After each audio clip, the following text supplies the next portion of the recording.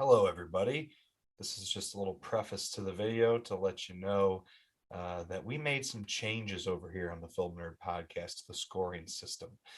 So you will find that there are some comical discrepancies between how the scoring system for this game actually went in the video and what I display on screen throughout. The original scoring system became a bit ridiculous and has since been scrapped for a much more reasonable scoring system. Although, at the end of the day, the points for this game don't really matter. It's just for fun. But just wanted to address before the game starts here for this episode that you're watching or listening to, that if you see that the scoring that's kept track visually on the screen versus what we talk about in the actual game, the discrepancy between those two, that is why, because the scoring system has now been completely rehauled and changed. Hope you guys enjoy the game.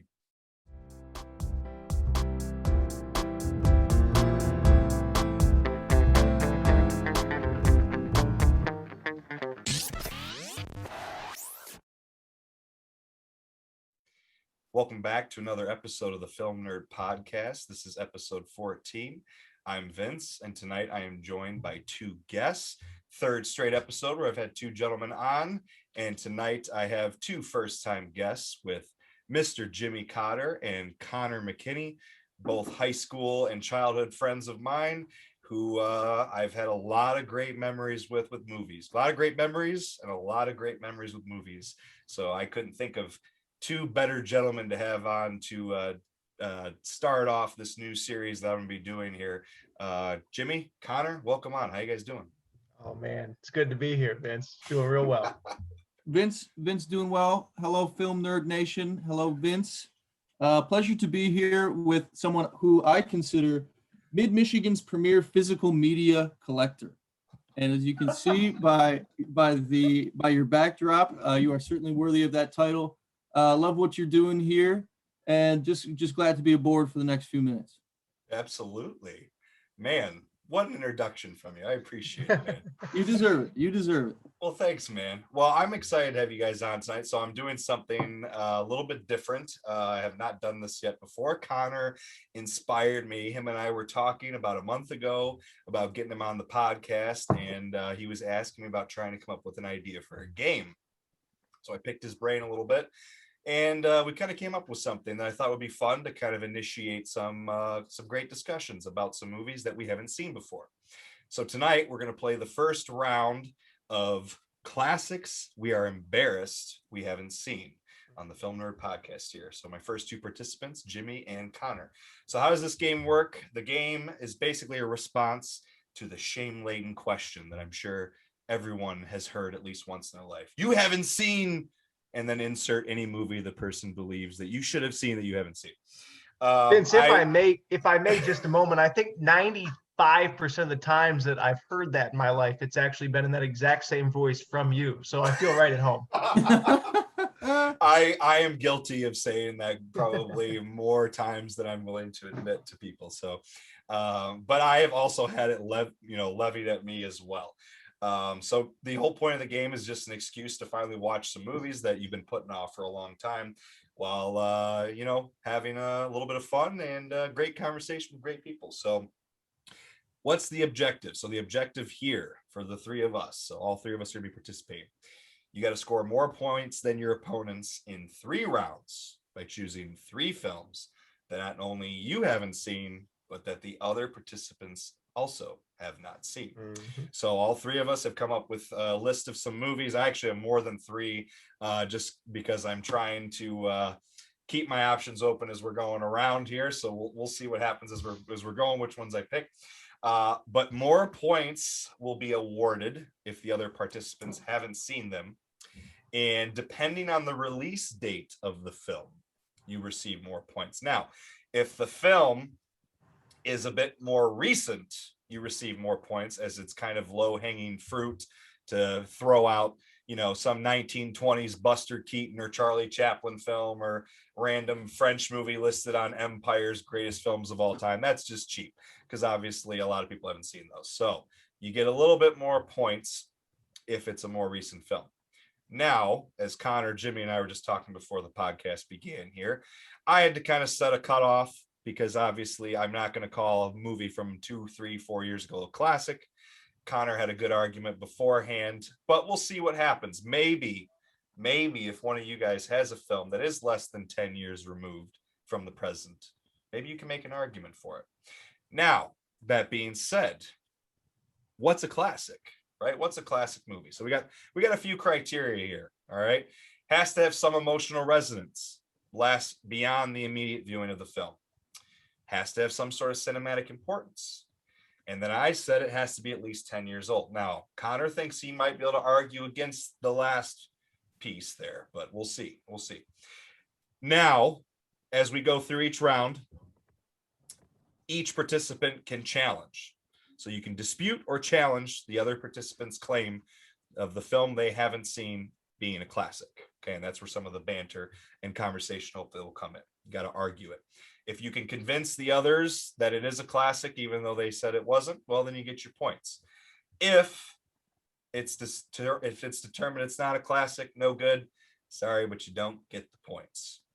You also don't get the points if the other two people have both seen the film. If one of them has seen it and one of them has not, then you get your points. But if both have seen the film, you don't get the points. So, all right, gentlemen, are we ready to play? Ready as I'll ever be. Classics. We are embarrassed. We haven't seen. Now, we do not have any previous winners because this game has not been played before. This is the first iteration of this game. So, going first, I believe, James, you are the youngest. I am. I'm the kid on the block. Also, probably you get to go first. Probably the biggest underdog in this game as well. So I guess I'll Jim, start why is that? off. Why are you the biggest underdog? Well, Vince, I'm doing this for all of the average moviegoers out there, the average movie consumers, the guy who's just kind of there to maybe be with his friends or have something to do, but maybe doesn't walk away with anything profound. Nonetheless, I have a good time. So I'm doing it for that kind of guy out there. Well, in the spirit of the host and in the spirit of his show, I'm going to go with My Cousin Vinny. I haven't seen that movie. I have also seen that movie. Hey, all you average moviegoers out there, just hold on. It's a long game, a lot of time. All right, so My Cousin Vinny, I believe that is a 1990s film, if I remember correctly. Yeah. So the multiplier for 1990s is 4. So Jim, rough beginning. That puts Connor at 12. We all start with 3 points, and you can lose those points. It puts Vince at 12, and Jim is back to 2. He does not get the points for that film because we have both seen it, unfortunately. Yeah, good flick. I was surprised to know. I believe it was nominated. I believe Marissa Tomei. Good flick, Jim. You should check it out. Think you'd like it. I believe Marissa Tomei was nominated for an Oscar for that film. I think she won. Did she win? I think good she for won. her. I think you got she Joe was an Pesci. Oscar You winner. got little Ralph Macchio in there. That is an excellent Yeah, not movie. bad. You got to check it out. I really like that one. Caroline had never seen it before. I showed it to her. I think in quarantine last year. She really liked it. So then Caroline also has 12 points. Caroline has also 12 points, even though she's not even playing. She is beating Jimmy right now. Well, a lot of time. All right, Connor, you're up next. What do you got for us? Let's see. Again, I was doing a little research here. I was trying to find movies top of mind that I haven't seen. And I was trying to maybe locate a list of classics that I could go through and say, oh, I have not seen that. I was a little confused. I thought that I would originally be awarded points if I named the movie both you guys hadn't seen, but then in discussing before this, we realized that would just be rewarding people who don't watch a lot of movies. Something that I don't think really fits with the theme of your podcast here. So I do have a list, and I am going to say this movie that I have not seen. Got the guy from Goodfellas, from Meet the Parents. Robert De Niro. Yeah, Robert De Niro. And this movie supposedly He is a bullfighter. This movie's called Raging Bull. Robert De Niro. Don't think he did much after this, outside of Meet the Parents. I've never seen Raging Bull. I've seen Raging Bull, but I'm assuming Jimmy hasn't. You're gonna find this awfully surprising. As a matter of fact, I have not seen Raging Bull.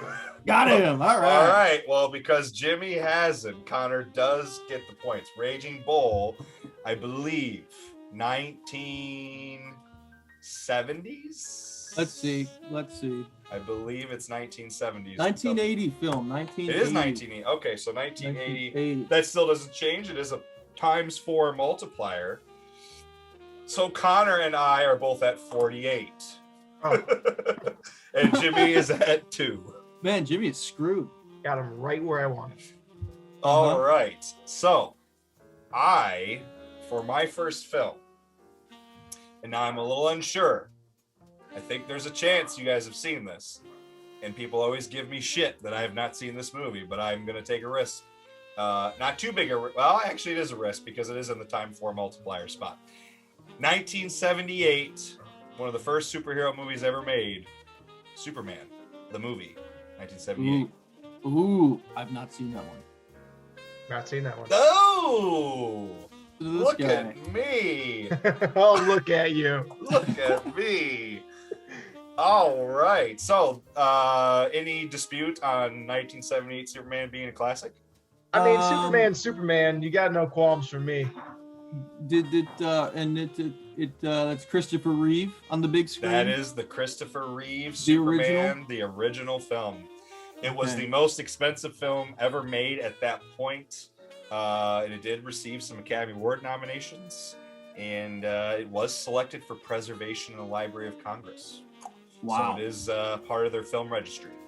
Okay. So I would make a strong argument that it would be considered a classic in the superhero genre.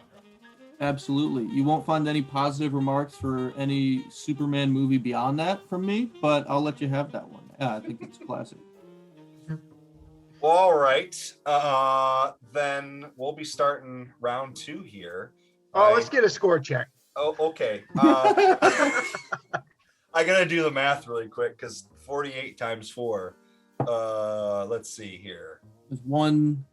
I might have to adjust the scoring system.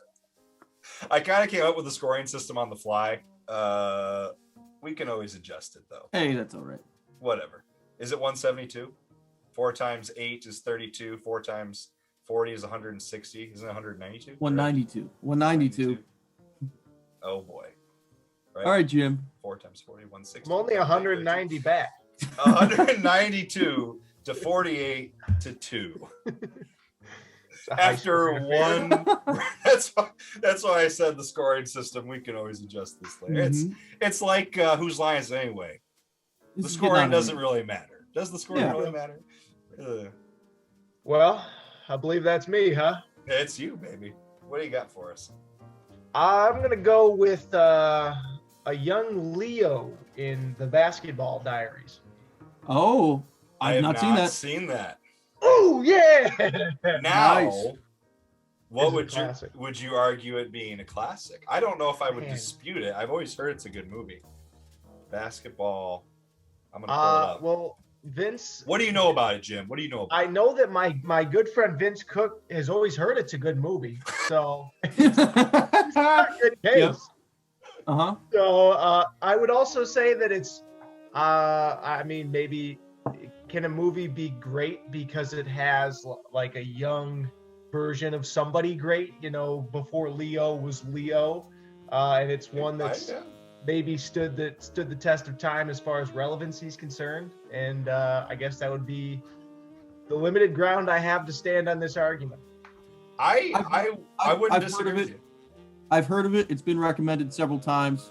I would say classic. If I'm not mistaken, it's also based on a true story of the rise of a specific musical artist. I don't know who that is, but I think that's what the movie is based about. It's his third major film. So yeah, it was very early in his career too. He did This Boy's Life, which is the abusive family one with Robert De Niro, What's Eating Gilbert Grape, and then The Basketball Diaries. It's Jimmy plot. Someone read me the plot. I won't dispute you, Jim, but I can read you the plot. Tells the story. It's an autobiographical novel written by Jim Carroll, story of the same name. Tells the story of Jim Carroll's teenage years as a promising high school basketball player and writer who develops an addiction to heroin. So true story. Mark Wahlberg is in it too. I didn't know that. Birdman. Birdman. Mark Wahlberg. Absolutely, the Birdman. Sure, All right, Jim. I'm on the board. Jim's on the board here. Times 4 for Jim. Is that 192? Gets you to 8.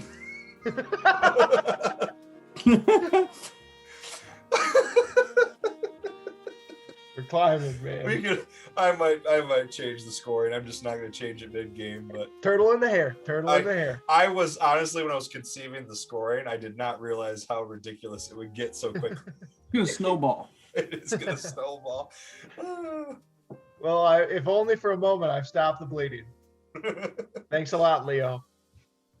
All right, Connor, you're up next. Well, baby. What do you got? Well. So I have 2 choice movies here that I'm just deciding which one to pick. I'm gonna say I know for sure Jim ain't seen either of these. Let's get that out of the way. Now, Vince, you're a tougher cookie here. Tough So I'm gonna go ahead and say I've never seen Thelma and Louise. I've never seen it either. Ooh, booyah! Man, look at you. Absolutely. All right, baby. What makes it a classic, you ask? That's one of Ridley Scott's first films, wasn't it? Yeah, I believe it's also one of I think it's also Brad Pitt's breakout role in that movie. I don't know. Haven't seen it. I've always heard good things about it. I've always wanted to watch it, just never had. Mm-hmm. Thelma and Louise. Oh yeah, Susan Sarandon. Harvey Keitel is in it too. Mm-hmm. It was also, Connor, to back you up, it was also selected by the Library of Congress, National Film Registry, culturally, historically, aesthetically significant. So not much you can do to argue against that. And that is a 1991. Oh boy, Connor with the × 4 multiplier.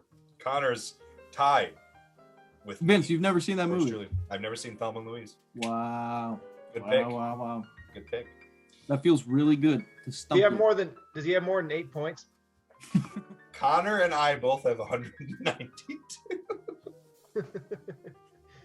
Again, we over here at the Film Nerd Podcast, the scoring will probably likely be under review after this first episode. We were not aware over here how ridiculous it would get so quickly. So episode 2, we'll probably adjust it. But again, just like Whose Line Is It Anyway? The points are made up and it doesn't matter, or whatever they say, whatever Drew Carey says.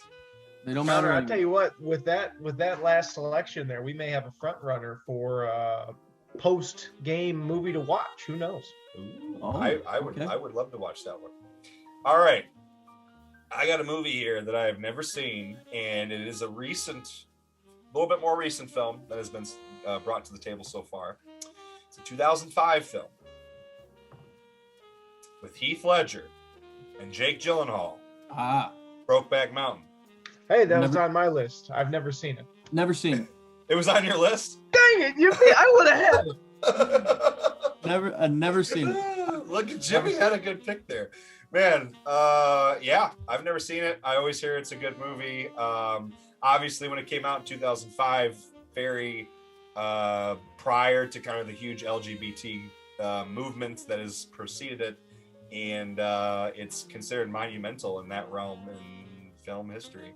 So I would make the argument of it being a modern classic. Absolutely. Well, cowboy hunks, man. Yep. Cowboy hunks. I'm a big Gyllenhaal fan, and I also think that whenever a talent is lost too soon, as Heath Ledger is, I think it was only 3 years later, less than 3 years later. I happen to think that anything like when a talent's lost too soon, anything that they've done previously is sort of like dipped in bronze.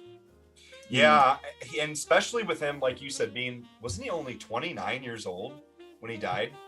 I don't know. 28? I don't think he was even 30 years old. We're Googling. So, like, his filmography is very brief. He did not get to do more than like a dozen movies, I don't think. Did you know he was in The Dark Knight?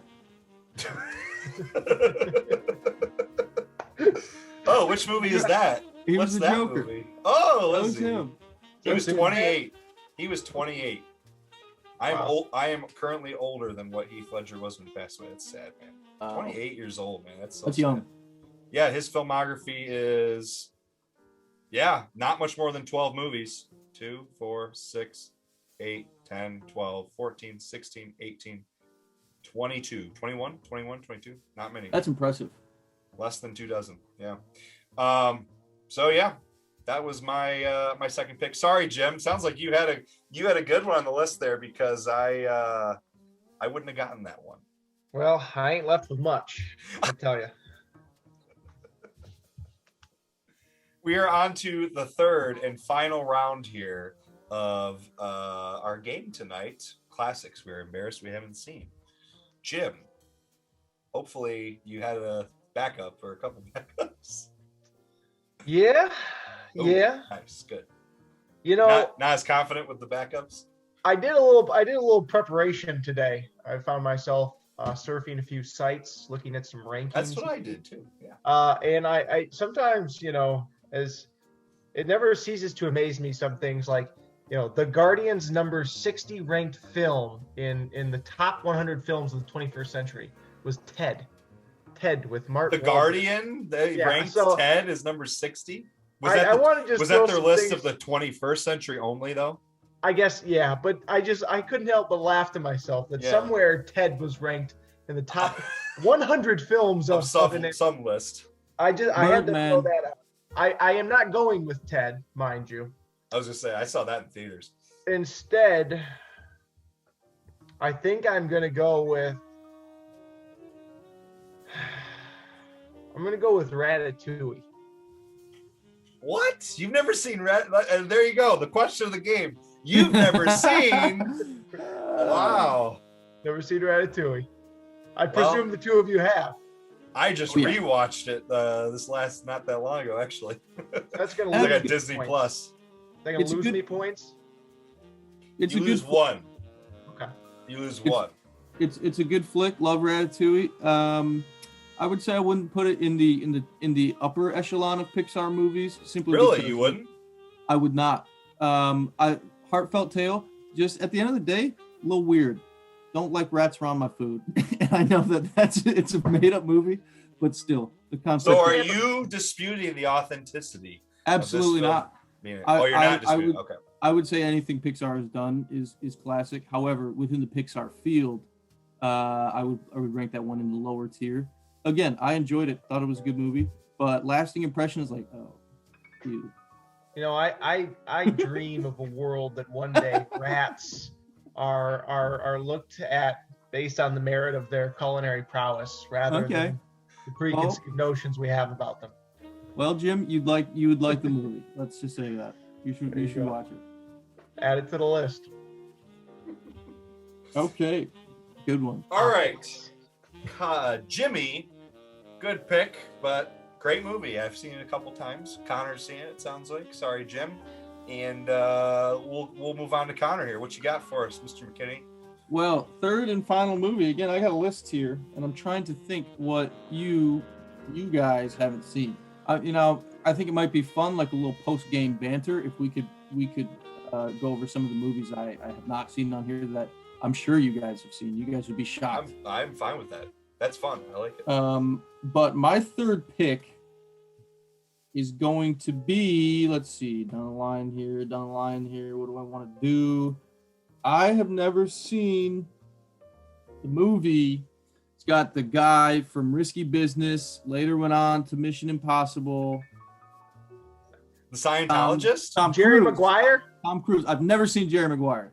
Oh, that's what you're actually going to say. You were going to say Jerry Maguire? I'm sorry for ruining that, man. It's all right. I've never seen it. Have you seen it, Jim? I have seen it as well. Show me the money. Is that a 90s film? I believe it is. I think it's 90s. If it's 90s, Jim is right back in this game. Look out. Even though we're on to the last movie, unless he's seen the last movie that I picked. Ooh. Come back on. Told you, folks, right where I want him. Wait, let me double check. I'm pretty sure Jerry Maguire is 90-something, isn't it? Wouldn't know. I'm going to say 98. Maguire, 96. 96. You were very close. 1996. All right. So, Jim, has seen it. Jim gets 5. Or excuse me, 4. Yeah, 90s is 4 multiplier. So Jim is up to 9. Connor, no points. Vince gets some points here. 21, 13, and 9. Closing the gap. Closing the gap. All right. Coming for you. Last movie from yours truly here. Ooh. I don't know which one I want to pick. See, because I have a list here. Some of these see, and some of them I want to make sure I pick one that would be fun. I want to be fun. Yes. I want to be fun. All right. I'm going to do this one. And I have a feeling probably you guys have seen it, but I'm just going to do it because it'll make the game more fun. I have never seen 2001 Ocean's 11. You've never seen Ocean's 11? Never seen it. Wow. You would love it. Have you guys both seen it? I have seen Watched it for the first time like a month and a half ago, and watched Ocean's 8 last night to cap off all the Ocean's movies. Well, with that, Jimmie, you have 14. Connor has 18. I have 21. There needs to be like a final Jeopardy round. Yes, so we're gonna play around with the scoring system, and I value input from participants greatly, from guests. So we will tweak and we will adjust the fine line, the fine tuning of this game, and we will improve it every episode that we do it. I've always been a willing guinea pig. Yeah, just throw me in the cage, see how far I go, like a canary in the cave. Just see how far we can go. Why not? Well, Connor, you suggested before we wrap things up here and pick a movie to watch and discuss, you suggested throwing around some of the other movies. Little blooper reel. Some of the others. We'll call this segment. You can call this segment some reaction jars, right? I'm about to list a few movies that, Vince, I'm sure your jaw is going to drop when I say I haven't seen these movies. However, oh my God, you haven't seen. Maybe that's what this is called. Before, I did want to share a little fun fact that I found here. The movie Babe, I have seen it, was nominated for an Oscar for Best Film in 1996. How about that? It was a Best Film It was nominated. Lost to Braveheart, but sure enough, sure shit. Could you imagine seeing that on the film nominations list? Hey, 96, wacky time. Anyway, I don't remember the last time I saw that movie. I probably saw it when I was a kid a long time ago. I'll just go down the list here, okay? I have never seen Raiders of the Lost Ark. What? Ghostbusters. No, you're kidding. Eternal Sunshine in the Spotted Mind. Wait. You have to be messing. You've never seen Ghostbusters or Raiders of the Lost Ark? No. I haven't either. Eternal Sunshine, Spotless Mind. When Harry Met Sally, Empire Strikes Back. I've never seen When Harry Met Sally. Saw that. Benjamin Button, $1 Million. That was on my list. Dang it! Chicago, Shakespeare in Love, Mission Impossible, The Fugitive, Dances with Wolves. Ooh. I say Field of Dreams, Field of Dreams. I haven't seen that one either. Back-to-back Costners. Back-to-back Oscars. Lost on me. I haven't seen Shakespeare in Love either. That one I haven't seen. Yeah, I thought about it. You guys haven't seen Field. Oh, I couldn't have said Field of Dreams though, because I've seen it. Yeah. You've never seen Field of Dreams? I've never seen it. Keep it that way. I hear it sucks. Is this heaven? No, it's Iowa. Anyway, there you go. Most of mine were older. Most of the movies on my list. What you got for me? I mean, they're like, because I watched so many movies. I feel like I was going through lists because I was trying to pick stuff that was more recent, but I was like, I've seen them all. So I had to go older. One of the newest movies, like in the last 20 years, that I haven't seen that's like really famous that I want to is Spirited Away. Studio Ghibli animated film. It's usually considered like one of the greatest animated films ever made. I've never seen it. Never even heard of it. I've never seen Clue. Neither have I. I've never seen Rocky Horror Picture Show. Ooh, that's a good one. I've never seen Gone with the Wind. Neither have I. Never seen Ben-Hur. Never seen Once Upon a Time in the West. Never seen Some Like It Hot, Lawrence of Arabia, Sunset Boulevard, Cool Hand Luke. I've never seen the original Planet of the Apes, and I've never seen the original Dawn of the Dead. Those are some of the movies. Oh, wow. And Dial M for Murder, a popular Hitchcock film. Never seen that. Sure. I had to go to older movies. Jim, we don't have much time, so you probably shouldn't go through your list. Oh yeah. That's a good point. On my list that was unused was Coyote Ugly. I've never seen it. Oh shoot! See, we shouldn't tell them. Probably not a classic though. Probably not a classic. Yeah, see, and then you can bring that argument. But they've got a whole restaurant chain, and if a fucking movie can spur a restaurant chain, okay. classic. I've never given Jim an idea for next time. Take that, Hard Rock. I think Coyote, like if you generally say it's a Coyote Ugly themed bar, like people, even if they haven't seen the movie, like they know what it is. Right. Staying power, cultural staying power. I also had Lost in Translation. That's a great movie. I've only seen it once, but it's really good. Yeah, it's good. Bill Murray. That's a Bill Murray dramatic role. Little ScarJo. Had Groundhog Day as well. I've never seen it. You ought to see that. Never seen it. Vince, you've never seen Groundhog Day? Nope. Wow. Nope. I haven't seen that one. You guys are idiots. This was the perfect year to watch it. The last one was I had The Curious Case of Benjamin Button. I've only seen that one once. I saw it probably right around the time it came out. I haven't watched it since. It's all right. It's okay. It's not one of Fincher's best. That's a David Fincher one. Not one of his best. Well, all right, fellas. I got to pick a movie for us here, and then we'll have to discuss when we want to watch it. So, I actually would like to pick, was it Connor or Jimmy? Who did Thelma and Louise? That was Connor. me. I would like to do that because I've never seen, and I've always wanted to watch Thelma and Louise. So, if you're listening, we are going to resume this episode. It will be edited together seamlessly, so you will not even know the difference. But we are going to take a break, probably for a few days here. Give us some time. Watch Thelma Louise. We will reconvene, and we will have a discussion on a movie that the three of us have never seen before. Ridley Scott's Thelma and Louise. Very excited to watch it and chat with you guys about it. We will talk with you guys all in a few minutes here, which will seem like a couple minutes, but we will be coming back to you a few days later. I'm gonna wear my same underwear and everything. Yeah, all the same outfits. Can't change. Same outfit. Everything. A few moments later. And what may seem like just mere minutes, 2 days has gone by, and we did change clothes. We did shower. Jim apparently is in the same underwear. Good luck. We have, luckily we're not next to each other right now. We have all watched Thelma and Louise, and we are all here ready to chat about a movie that we had not previously seen before for the first time on this podcast. Gentlemen, Thelma and Louise, so 1991 American female buddy road film, directed by Ridley Scott, written by Callie Curry, I think it's their last name correctly, with quite a cast. I didn't know a ton about this movie. I don't know about you guys going into it.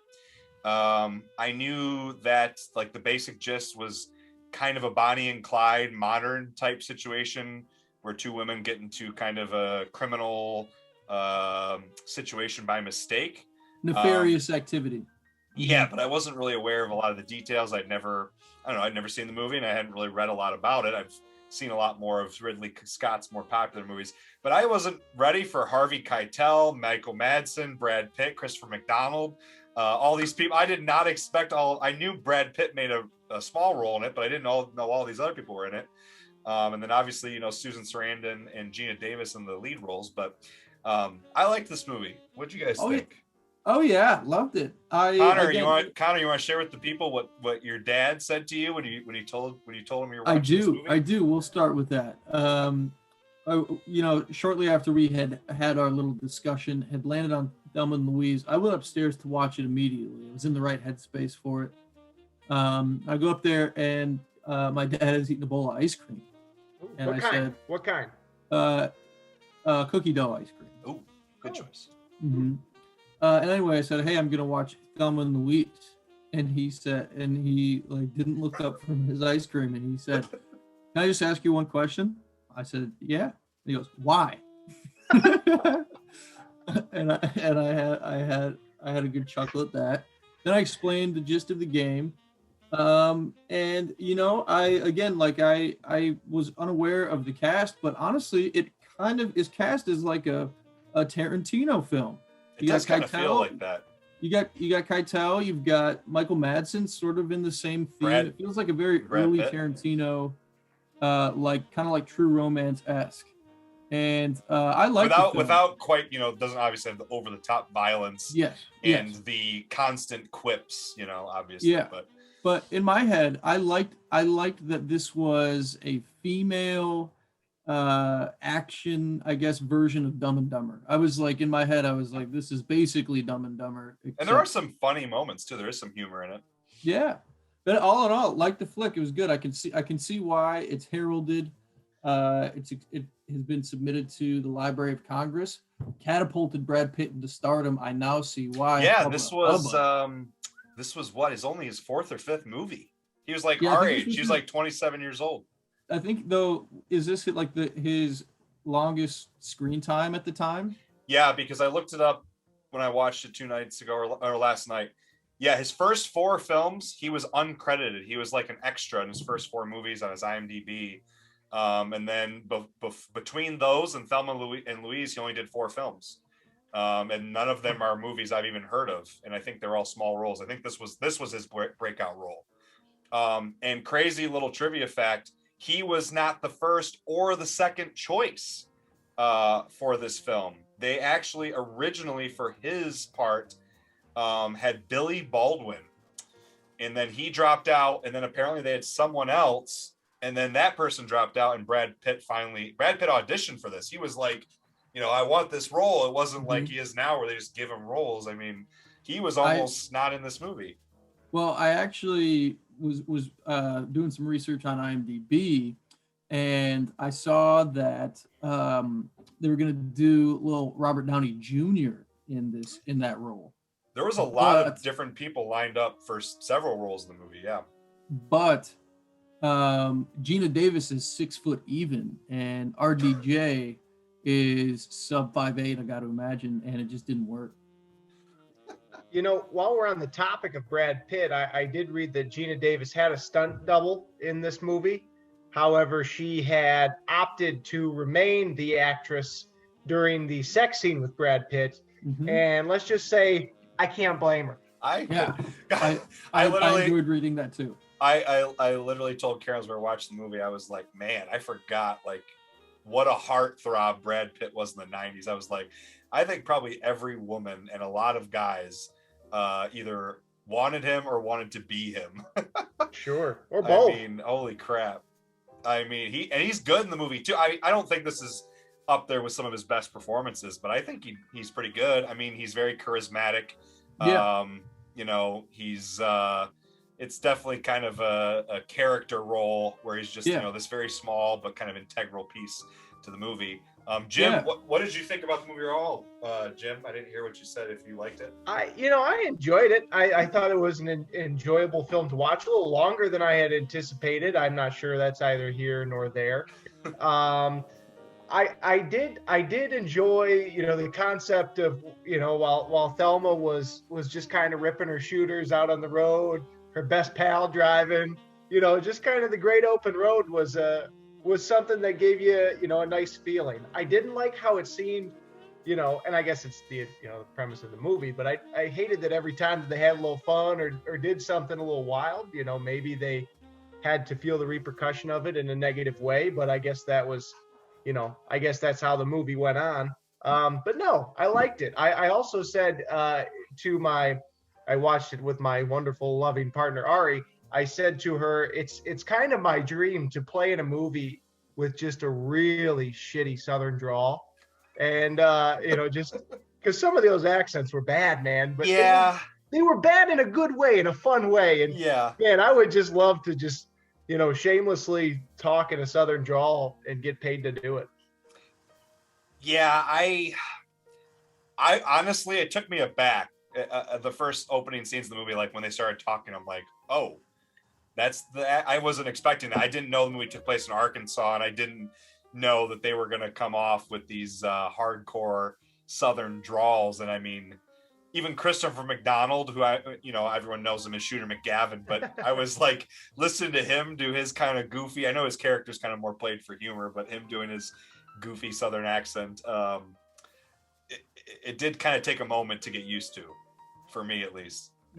I think at the same time, though, the movie had to take place in the South, in a more conservative part of the country, in order to like highlight the misogynistic themes, if you will. Wouldn't have played out as well if they were like coastal elites. Had to take place in a setting where they're pretty set in their ways. So I honestly didn't notice the accents. I wasn't really. The opening scene didn't kind of take you aback. I just wasn't ready. Did you know it was in Arkansas going into it? I knew it was like Texarkana area. Oh, okay. Yeah, I didn't know. I knew that there's a lot of the film was a road trip film, so I kind of assumed west, southwest, but I was not expecting the hardcore southern drawl in the Arkansas setting to start. You know, I guess it begs two questions too. Is that does misogyny not exist within the coastal elites? Is it? Yeah, Connor. I'm sure it does, but I guess it's more. I don't know. Hey, we're three dudes talking about a chick flick, so I mean, I don't really feel qualified about talking about any of this. But I would say that like the traditional conservative like gender roles are like more of a staple in that part of the country. I don't think anybody would argue that. I guess it begs the second question: is Arkansas the most forgotten state in the United States? No way, man. New Hampshire. New Hampshire. That's a good one. That's a good one. I would also say Idaho's up up there. Idaho's got to be up there, right? I've been to Idaho. I went to Idaho in 2018. I've been to Idaho. I'll be darned. It's actually pretty cool. It depends on where you're at in the state. There's a big southern portion of it that's literally nothing for like hundreds of miles. It feels like hundreds of miles, but I guess Boise's pretty cool. I guess visiting Idaho kind of stays on theme with this episode in the sense that you two have been there and I have not. Much like most of the movies we brought up. Got a pattern going here. Listen to this guy. But going back to what you guys were saying, I know Connor, you were joking, but it is kind of interesting that you brought up three guys here talking about a movie that kind of broke boundaries in 1991, because there was, as I was reading some of the critical reception for this film, there were men who were angry about this movie, which is kind of funny. Sure.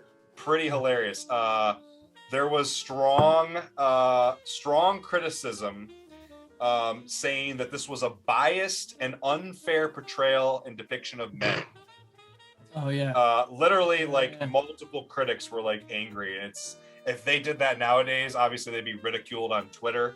But in 1991, you just probably had to sit back in your morning paper and whatever the New York Times or whoever was writing some of this stuff. I loved it.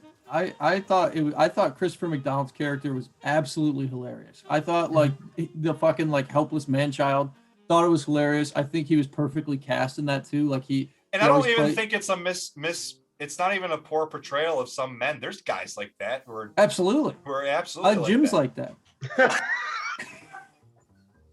But yeah, I just loved how like hopeless. Call me Daryl. I just liked how hopeless as shit he was. Like as soon as she left, and when Harvey Keitel comes to interview him, and he's like, "Daryl, you're standing in your pizza." I was like, his flip flops. He has flip flops on. Well, and I also like how they characterized his character too. There's some great visual moments too, like when she calls and they show that everything she left for him in the kitchen was untouched. That was a great kind of visual characterization of him, of that character, that he really doesn't care about her. And then when she's on the phone with him, he's holds the mouthpiece so she can't hear him screaming at the TV over football. And then he pretends, he tries to put on this big show like he really cares. And then I love the moment when they have him call her for the first time, and he says, hey. He says, "Thelma, hello." And she's like, he knows, and she just hangs up the phone. I thought that was going back to that part where Daryl was standing in his pizza and his flip-flops, he says, "Daryl, you're standing in your pizza," and then he has to look down and has this profound reaction like, jeez. I would say he's probably the source of the most humor in the film. Oh, 100%. And Thelma has some fun moments too. Louise is obviously the kind of the more serious of the pair. kind of the more hard-nosed, and then obviously you find out later on that she has, you know, something horrible that's happened in her past that comes back into play in the movie. But I would say, and then there's, well, I guess Brad Pitt is a source of the interrogation scene with Brad Pitt is a pretty funny moment too. How he's being a smart ass, and I think Harvey Keitel plays off him pretty well. I like seeing Harvey Keitel in a role where he's kind of on the positive end of things. I feel like in a lot of movies, he's always not necessarily a bad guy, but like he's working with the criminals. Like he kind of plays a gray area character in Pulp Fiction as the wolf. You know, he's helping criminals, but he's not an overt bad guy. You know, I don't know what you think about that. In a lot of the films I've seen, I feel like he's always kind of flirting with a bad character in between. He's not really ever on the, you know, the good guy side. I liked what Harvey Keitel, you know, you're used to him being like the too cool, too slick, like ahead of the curve type guy, but I liked that this character, while he was like doing his job as like the detective, you could tell he was like rooting for Thelma and Louise, like, and like understood like why they were doing this stuff. So I thought I loved his character in this movie. Nice job especially at the end, you know, at the very end, all the way up until the end of the movie, it seems like, as you mentioned, that he's rooting for the, maybe not rooting for them, but he's on their side. Like he doesn't want them to go down, you know, quote unquote. He wants to try and help them. He wants to see them like do it. Yeah, and I think he probably assumes, you know, we haven't said it yet overtly, or explicitly, but Louise was raped, right? They talk about how basically they don't really go into the details in the film, but they basically you find out that her character was raped in Texas as a, you know, when she was much younger. And so that kind of, because at the beginning of the movie, I thought it's, you know, maybe not out of character, but we hadn't known enough about him. So I was like surprised when she just shot him in the chest, but then it comes back around. You're like, okay, so she was very angry with the comments he made. Anyone would be angry, but it like hit a string, like, right. It hit something personal chord with her. So when he finds out about that whole element, he probably assumes, based on what the waitress told him about that Harlan guy, he was probably a piece of shit and trying to do something to them. So I think he's assuming that it was self-defense, and then obviously things spiral out of control. What do you guys think about the premise of this movie? So again, I didn't know much about it. I love that the movie begins, like, just think about this movie as a whole. It begins as these two women who are just like kind of bored with the monotony of their everyday lives in Arkansas. And, you know, one is just like a waitress, and it's like, you know, she's okay with her boyfriend. The other is with a scumbag husband. And they're literally just going to go away for like a weekend. Like they plan going on vacation. And the movie literally ends with them as criminals and committing suicide. Like, you know, the whole scope of the film. You know, I just went right to the end there, but makes me a little concerned because I'm going away for a long weekend with Connor this weekend. So I'm afraid how that may turn out. Are you guys going to kiss, hold hands, and drive off a cliff? Hey, if it means we get away on our terms, anything's on the table. If the moment calls for it. We're not ruling it out. So what you guys think about that though? I like the, like, in movies, I love the descent into madness sort of like plot line. Where everything kind of starts, you know, just very normal and then just goes batshit crazy. Yeah. The Shining and Joker are basic examples of that. So I like sort of like how little things can build up over time and turn someone into a murderous, gun-toting lunatic. And again, I like the fact that this kind of struck me as a female Dumb and Dumber. So love the flick. I do think that, you know, well, I actually like that they addressed some of the like reality or the the legal realities they probably would have faced instead of just like, well, we killed somebody, we got to run. They were just like, well, no, like you were seen in there dancing all over him, like it's their word against ours. They're you know, they'll get us for it. Yeah, I like that they had added that aspect to it. Mm-hmm. And it's logical. I think the series of events in the film are logical. You know, again, obviously it's a movie, but I feel like with what they're presenting, it's like these are logical conclusions in the series of events, kind of how the beats of the film play along, like what they have to do as the movie kind of snowballs, it makes sense. I don't think anything feels out of place. I think it has a natural progression and flows really well. I think the biggest character, like the biggest character pivot would have been Thelma. Going from mild-mannered to like, robbing the store. But it makes sense after like putting a cop she in his saw trunk. Louise. Yeah, but it makes sense after she like saw Louise pull a bunch of strings to get them the money, and then her fuck up like caused Brad Pitt to run away with their money. So she felt she had to make it up, and I thought that was a logical next step. Loved it. Would you I'd guys also say that Thelma kind of went through like maybe 3 different stages, a couple of transitions.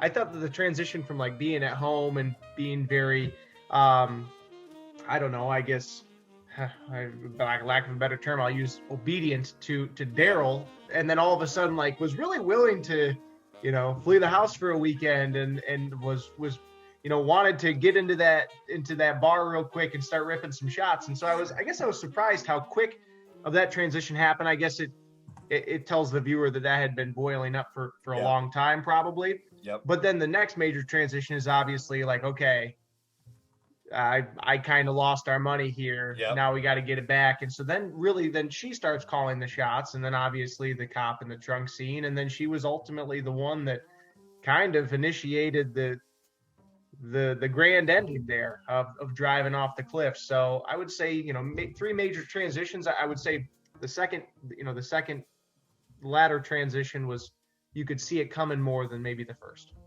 And for me, I like that you brought that up, because it is very distinct in the movie.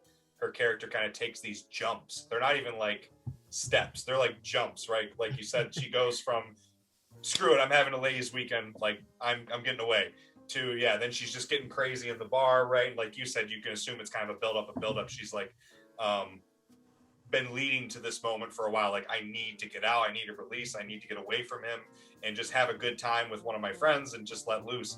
The least believable transition or like jump for me is the bank robbing scene, because they don't really build that up with her. I get that the moment she realizes she messed up and she loses the money to Brad Pitt's character, JD, I believe is his name, that's a bit of a trigger, but I feel like it is kind of a wild leap. Again, I know it's a movie, but I do, for her character, it feels like it's a wild leap for her then all of a sudden. And I do like that scene. It's funny how she robs the bank politely, like Brad Pitt described to her, with manners. It cracks me up. I did like that scene. And some could say Brad Pitt was the reason she lost the money and then also got the money back. You could also make the argument that because they slept together, that was a huge transition for her, because she comes into the diner and she is just gushing about, no pun intended, saying that she has just, had the best sex of her life or whatever. And so you could also assume that moment for her was like a big step in her life to just like, and she even says it in the car later in the movie, like, I'm awake. It's not a literal sense. It's like this moment of, I feel like I'm alive, you know what I mean? So I think she's probably the most interesting character in the film, because like you said, she does such a 180 from start to finish. She's such a different character by the end. Louise, I feel like that anger is brimming in her, especially when you find out about what happened to her in her past. I feel like that hard-nosed, hard-edged portion of her character is kind of just right there, waiting for the right moment, like that Harlan character to kind of tip her over the edge. Whereas Thelma, it's a completely different person by the end of the movie. Yeah, I number one, I think I'm a Louise, and I first want to say I'm a huge Susan Sarandon fan. She's great. She was great. I've got a crush on Susan Sarandon. She's incredible in Rocky Horror Picture Show, and that's sort of where my crush began. Old Durham. Oh, okay. But you can tell she's a little like hard-nosed. I guess the first scene with Harlan where she's like, don't you realize that man was hitting on you? That sort of thing. Like, it all makes sense. She has a bit of a shield up. She obviously is not as, I don't know if you call Thelma naive. You might maybe a little bit. But Louise has a bit more of a shield. You know, she's a little bit more cautious, errs on the side of caution. I would also say I did not expect good things from Michael Madsen. I mean, usually he's sort of like Harvey Keitel. Yeah, he's like the mysterious sort of bad guy, right? But he ended up being like on their side. I really liked it. And the scene, of course, are like, what color are my eyes? She shuts her eyes, and he just says brown. That's a great moment. Yeah. Leave it to a Jimmie to be a good guy. That not often happens. Not IE though. That was a Y, not an IE. That's a big distinction. All right, we're all one and the same. I can't see Michael Madsen in movies without seeing him as the character from Reservoir Dogs. Absolutely. So I think it's funny that you mentioned him as a villain, because I always see him as that guy torturing the undercover cop, cutting his ear off to the classic song, Stuck in the Middle with You, Steelers Wheel. Stuck in the middle. Like, that scene is so iconic, and that's what I always associate with him. So it is kind of refreshing to see him. And obviously Reservoir Dogs came out the next year, right? 92 was the next year. So that was before. Really? Mm-hmm. This was 91, 92. Yeah, I think it was, right? 92, I believe. So that was, before, I guess. I don't know a lot of Michael Madsen's roles pre-1990s. I'd have to go look and see if I've seen anything he's been in. I think a lot of his most famous films came out because of Tarantino, because of Reservoir Dogs and subsequent films, Kill Bill, obviously. But yeah, I always associate him with him as kind of like Harvey Keitel, kind of these gray area, more of the time criminal characters. So it is kind of nice to see him in a different role doing something different. I like that you mentioned Geena Davis and Susan Sarandon, because I was going to mention, did you guys see who was originally cast to play the roles? That, just like Brad Pitt, they had two other pairs before they got to Geena Davis and Susan Sarandon. This movie was originally set up to be Michelle Pfeiffer and Jodie Foster. And they were like locked into pre-production, and I guess pre-production took so long. Jodie Foster was doing Silence of the Lambs, had to drop out. Michelle Pfeiffer was doing a film called Love Field. I haven't heard of that. Then it was supposed to be Meryl Streep and Goldie Hawn. They both had to drop out due to conflicts. And wasn't Holly Hunter in there somewhere too? Oh, could have been. I was just going off of an article that I had taken a peek at. Okay. But I mean, I'm sure there could have been even more people, but it sounds like Geena Davis and Susan Sarandon were kind of down the list. I don't know with some of those other people if they would have done as great a job. I think they're both pretty good. I mean, and obviously they were rewarded. I don't know if you guys saw, this was the last movie.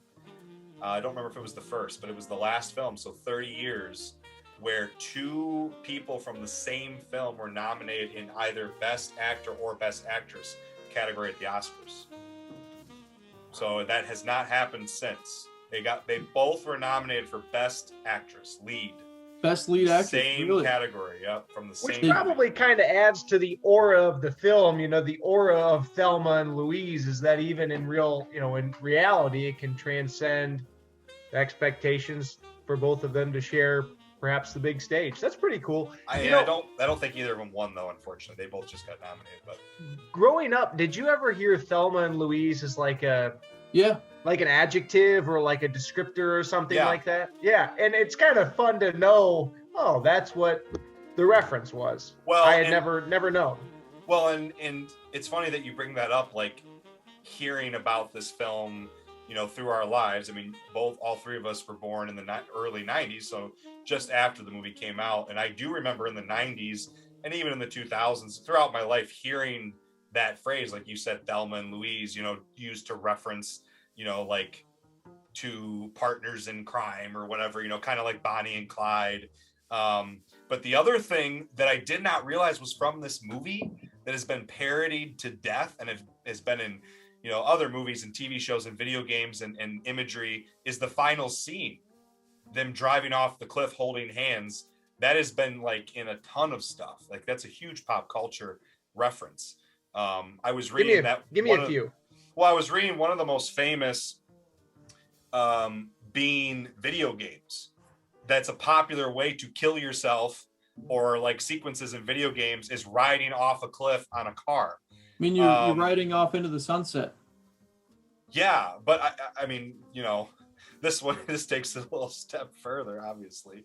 But I have to pull it back up where I had a list up of some other things it was in the other day, because I was curious some of the things that have referenced it. I'm trying to find. Hold on, I'll find it. Well, while you're finding that, I'll pose a question that I couldn't stop wondering about. Is in regards to going out, where does that rank in suffering? Like that, they drive into what is the Grand Canyon, which I believe is like Utah or something like that, if I'm not mistaken. Yeah. Yeah. Canyon, Utah. Yep. But you know, where does that rank in like ways to go out via suffering? Like, is that pretty quick? Do you think they got down there and it was over? Ooh. I gotta imagine it was. It's probably pretty exhilarating. Yeah, I would be surprised if you're alive for 10 minutes. You think 10 that minutes. long though? No, I think you die. It's got to be an immediately. impact thing, right? I think you die immediately. Like your car blows up and everything, probably. Yeah. Yeah.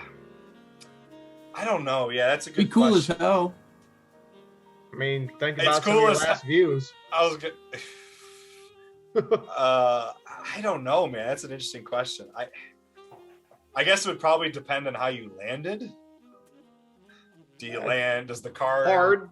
keep tipping and you fall upside down and just on your head? But if you This brings land, up another good question. Did you watch the alternate ending? Because it did show some different angles in their descent in the alternate ending. where'd you find Did the not. alternate ending? Internet?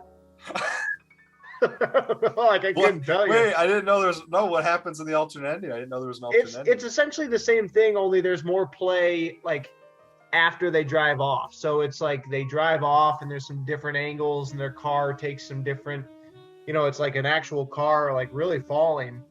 And then they also That's cut to the cops like zoning in or like zeroing in on the ledge, and there was just some more like it didn't leave it to the imagination as much. Okay. See, I kind of like the ambiguity. Yeah. Like not seeing, like you pretty much know they're dead, but like it is a very grim ending because it's complicated because obviously they're going out on their own terms, which I love that. I love that they're just going out on their own terms. You know, it's kind of like a big middle finger to the world. Like, you know, you're not going to take this from us. We're not going to prison. But they are also committing suicide. So it is a grim ending, and it's very abrupt. I mean, it comes out of nowhere. They're backed onto the ledge, and I remember saying to Karen, I'm like, I don't know how the hell this is going to end. Like, You were unaware of the ending? I was not. No, I had no Wow. idea. Wow. Were you, Jim? No, I had no idea. I didn't either. I didn't know anything. Like I told you, the only thing I knew about this movie is I knew Ridley Scott directed it. I knew it was a famous 90s film, and I knew that it was kind of like a Bonnie and Clyde type situation. That's about all I knew. I did not know some of the people that were in this. I didn't know the details, and I did not know the ending. But now that I've seen it, I'm aware like of that ending being famous. And I'm just trying to pull up some references here. Did you guys like the ending? I don't know if Yes, you guys said, loved did it. you like it? Loved it. I think the ending is part of what makes it iconic. I struggle to see this movie being what it is if it doesn't end in a literal like ride into the sunset like blaze of glory. It is what it is. Like I love it. I love the fact that the ending of them driving off the cliff is so like picturesque, driving into the Grand Canyon too, of all things, right? Like it's a very like glorified, like magnificent way to go out. And I like the fact that they were just like, you know what, living fast, like I don't want to go back to any of that. Let's just get out. Loved it. It's a heck of a final frame. It's not the final frame in the movie because right as the credits start or right before the credits start, they kind of do a quick flashback of some of the moments throughout the film that they're like happy together. And I think it's supposed to be a reminder, to the audience that even though, they're committing suicide, that they're going out having lived, for themselves some of the best moments of their lives over this weekend. Like Gina Davis's character, like Thelma said, I'm awake, I feel alive. So it's the first time in their life, that they seemingly are enjoying their lives, so it's like, go out on our own terms. We're not going to go from this to going to prison. That's it. This is literally the best life's going to get at this point, because from there you're going to prison or you're going to be killed. Mm-hmm. So why not just the two of us just go out? With that said, what are the odds that they could have got that sentence down to like 5 years? You know what I mean? Like, I understand it was the 90s. I understand that it was a different time as far as, like how rape is seen, or like how it happens. But like, say remind me the detective's name. Harvey Keitel. So like, what if he really is on their side and he did believe that murder happened with intent? Then you're really just talking about like beating an armed robbery charge and like assaulting an officer. Like, you're not going to prison for life for that. Like, and what, like, those actresses had to be portraying, characters who were maybe late 20s. If you really think about it, you think early 30s at most, yeah. So I don't know, like, you're talking like 5 years versus another 50 that they could have potentially lived. I don't know, like, I get it for the storyline, but at the same time, I don't know if I'm super down with that. I think the armed robbery kills him. Armed robbery, for anyone listening, my wife's father is a judge, so I get to hear a lot about some of this stuff. Armed robbery is a pretty, even without priors, no one was hurt, no one was killed, but armed robbery tends to be a pretty serious offense. What if you're really polite about it? It could help. Yes. I would say that they're going on the lam is admission of guilt for the murder. So like, the longer they were on the lam and the more evading law enforcement. You believe Thelma and Louise thought that they were guilty for murder? What? I don't know. I don't think did they believe it? No, absolutely not. They justified it. Yeah, okay. I think it is murder. I don't think you can argue self-defense at that point. But did that guy deserve to die? Absolutely. I mean, he was a scumbag rapist. I mean, he might as well have been shot and killed when he was trying to rape her. I mean, and then you could claim self-defense. It doesn't seem like there was cameras out there, so they could have definitely argued self-defense. Even that waitress at the beginning of the movie told Harvey Keitel's character that guy was like a two-timing scumbag, cheating on his wife. Like, remember, she was like, it was only a matter of time before he was killed. She didn't seem sorry about it one bit. So I'm sure it would have been a long process, but eventually maybe gotten, that passed off as self-defense.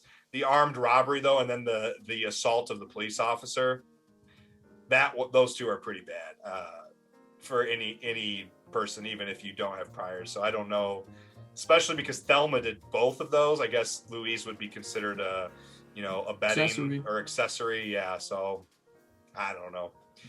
I you could say that, maybe there was a chance that they get out of it, but I don't know. I think they realized they've just dug such a big hole. There was no going back. That's like what I said at that point in the movie, at that point in their lives, there's no getting better. Either you somehow escape, which they couldn't, they were cornered. You get shot in a shootout, which I don't know, maybe, but that's pretty painful. Maybe bleed out. The suicide might be, like you said, maybe quick and again on their own terms. They were calling their own destiny. They didn't want to leave it to anybody else. They were in charge of their lives for the first time, and they wanted to just go out that way. How about line dancing? You guys ever been line dancing? No, but I like that. When we were watching that scene, Caroline was like, "Damn, I miss line. That looks fun. I haven't done that in a long time." Kind of looked fun. It's been a while. I think one of my favorite... I've done it at weddings, obviously. I think one of my favorite lines in the movie, and I don't remember it exactly, so I was Googling it, but I can't find it. It's like the first scene with Christopher McDonald, and he's like tying his tie in the kitchen, and he asks Thelma like a rhetorical question. It's just like, "Are you the regional manager of a dealership?" You remember the quote? Yes. I don't... Oh my God, what does she say? Yeah. Oh, she said, it seems like, it's kind of odd that people like to buy cars so late on a Friday. Maybe they want to, buy it and go out on the town or something along those lines, I think. Yeah, and I forget what he says, but he very condescendingly. Are you the regional manager of a car dealership? And then when he goes out to his stupid Corvette and he slips on all the wood in the driveway, I want you out of here by 5. No, 3. He's berating these people working for him like they're just doing their jobs. He's such a douchebag. Yeah, I thought he was perfectly cast as in that role. He was. I haven't seen him in a lot of movies. Do you ever think about that? He's so well known as Shooter McGavin, but there's not a ton of. If you go to his filmography or like his IMDb, he's been in a lot of stuff, but it's like a lot of small, like direct to video. It's so many random movies. He hasn't. That's one of the. He's a bit actor. Like he always sort of plays that guy. It's something small. It's a character. He's never a lead. It's always a character, which I think he does really well. Well, and we always will forever know him as Shooter McGavin because he still milks that role, that bit. Like even on Twitter, like even within the last calendar year, he's been actively playing that up. It was a few weeks ago. I thought it was the anniversary or something. What happened? He tweeted or quote tweeted Adam Sandler on Twitter like this year about something with the movie. I don't know if it was the anniversary of the film's release or something, but yeah, I know exactly what you're talking about. I mean, why not? I mean, it is such a famous role. I'm sure he still gets residuals. That movie gets played on basic television so much. If I'm collecting royalties off Happy Gilmore, I'm probably staying in character for the rest of forever too. Absolutely. Speaking of money in movies, he was he was in Iron Giant. I forgot he voices one of the characters in Iron Giant. Oh, he was in Requiem for a Dream too. I forgot about that. Yeah, he plays the game show host. In Requiem. He has been in more things than I thought that I've seen. Sorry, Jim, what were you gonna say though? I don't remember. we lost you there. Oh no, I remember now. Speaking of money in movies and yada yada, did anyone happen to see what Brad Pitt got paid for this movie? No, I did not. Take a guess. Very little. $20.